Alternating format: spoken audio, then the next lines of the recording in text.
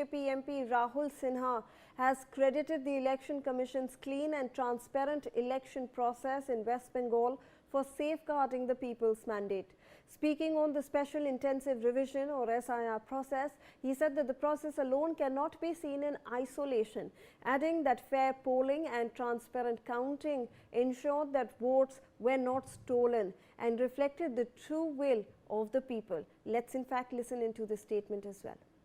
देखिए, ये तो स्वाभाविक बात है। पहला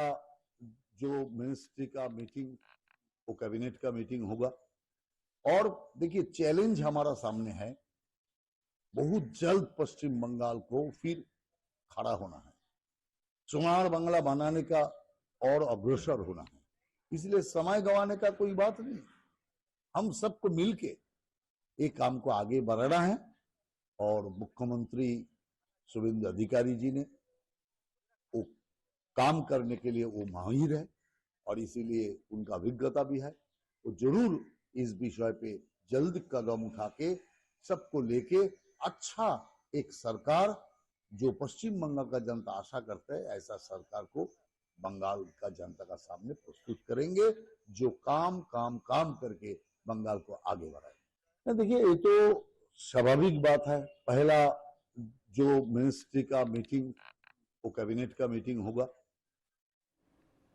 ऑल राइट रैनिक, तो एक तरफ जब हम सुप्रीम कोर्ट के मामले की बात करते हैं, वहाँ पर पिटीशन पे पिटीशन फाइल किए जा रहे हैं SIR प्रोसेस के रिगार्डिंग, बट दूसरी ओर हम ये भी देखें कि पूरी इलेक्शन जो प्रक्रिया थी वो बहुत ही फ्रीली फेयरली कंडक्ट की गई है। इनफैक्ट बीजेपी के जो MP हैं राहुल सिन्हा जी, उन्होंने भी ये कहा कि इसी वजह से बंगाल में इतने फ्री और ट्रांसपेरेंट इलेक्शंस हो पाए क्योंकि जो SIR की जो प्रक्रिया है वो पूरी तरह से कंप्लीट की गई थी वेस्ट बंगाल में। रैनिक, हाँ, एकदम ही देखिए, तृणमूल कांग्रेस की तरफ से जब SIR मामले को लेकर एकदम सुप्रीम कोर्ट में पहुंचा है और दूसरी तरफ अगर देखा जाए तो बीजेपी की तरफ से कहा जा रहा है कि SIR का प्रोसेस जो हुआ है उस प्रोसेस की वजह से ही पश्चिम बंगाल में इस बार एकदम फ्री एंड फेयर इलेक्शन होना पॉसिबल हुआ है। क्योंकि बीजेपी की तरफ से इसके पहले भी क्लेम किया जा रहा था कि SIR ना होने पर पश्चिम बंगाल में जो जिन लोगों का नाम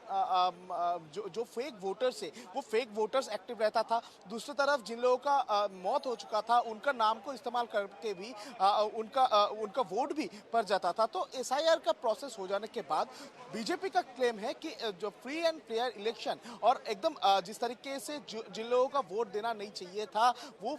वोट नहीं पड़ा है, फेक वोटर जो है वो डिलीट हो चुका है और इसी वजह से फ्रेश वोटर के माध्यम से ही ये चुनाव कंप्लीट किया गया है और फ्री एंड फेयर तरीके से बीजेपी सत्ते में आए हैं, ऐसा बीजेपी की तरफ से क्लेम किया जा रहा है। मगर इसी बात को लेकर, ये SIR के मुद्दे को लेकर ही अभी तृणमूल कांग्रेस जो है वो सुप्रीम कोर्ट तक पहुंच चुके हैं। सुप्रीम कोर्ट में जाकर SIR के प्रोसेस की वजह से जो 31 सीटों पर बीजेपी और तृणमूल कांग्रेस के बीच पर SIR में जितना लोगों का नाम डिलीट हुआ है उससे कम मार्जिन में उन लोगों का हार हुआ है, तृणमूल कांग्रेस का हार हुआ है। तो उसी को सामने रखते हुए, वो डेटा सामने रखते हुए तृणमूल कांग्रेस की तरफ से अपील किया जा रहा है कि इसका इन्वेस्टिगेशन किया जाए। यानी SIR प्रोसेस को लेकर दोनों पॉलिटिकल पार्टी का दोनों तरीके से